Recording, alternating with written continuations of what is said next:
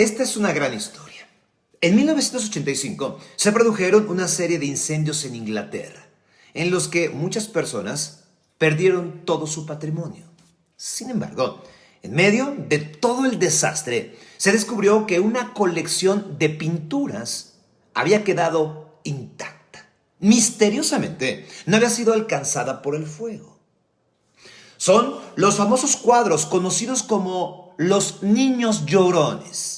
Y según la historia, fueron los mismos los causantes de tanta desgracia. Angelo Bragolin, mejor conocido como el pintor maldito, es el autor de al menos 64 retratos conocidos como los niños llorones. Niños y niñas con semblante triste y lágrimas escurriendo por sus mejillas. Pero, según la leyenda, estos cuadros atraían desgracias a quienes los poseían.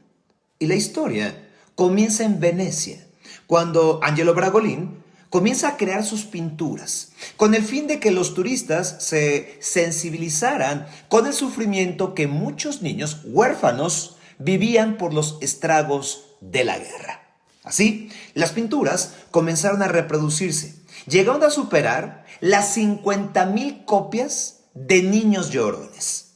Hasta ese momento, todo parecía ser normal. Pero en septiembre de 1985, un diario británico habló sobre algunos sucesos que rodeaban a las pinturas con el siguiente encabezado. La publicación contaba la historia de una casa en Rotterdam destruida luego de un incendio devastador. El fuego, como les platicaba, se había extendido rápidamente, arrasando con la propiedad de Ron y May Hall. Terminó con todo, excepto con una copia de la pintura de un niño llorón. Dicen que la pintura quedó sobre el suelo, intacta, ante la mirada incrédula de los bomberos que acudieron. Desde entonces, nadie quiso tener una de estas obras en su propiedad, y mucho menos cuando la estación de bomberos registró más de 50 incendios en los que siempre había un cuadro de un niño que llora. Algunas personas, presas del pánico, intentaron quemar las imágenes, deshacerse de ellas, pero ninguna de las pinturas se prendía.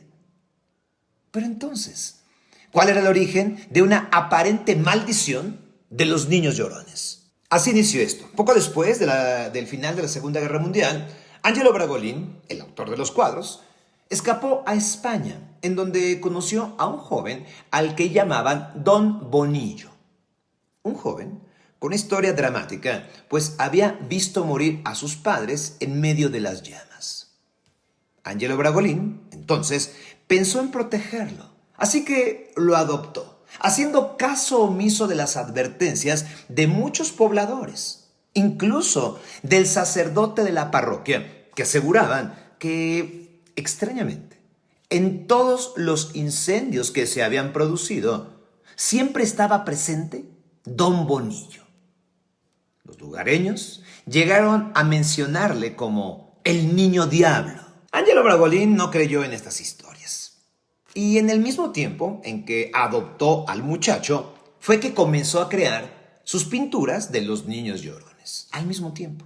Por eso, al contrario de los dichos, Bragolin pensaba que el muchacho le había traído suerte, porque sus obras se vendían con mucho éxito. Pero un día, cuando el pintor regresó a casa, la encontró ardiendo, en llamas, al igual que su estudio.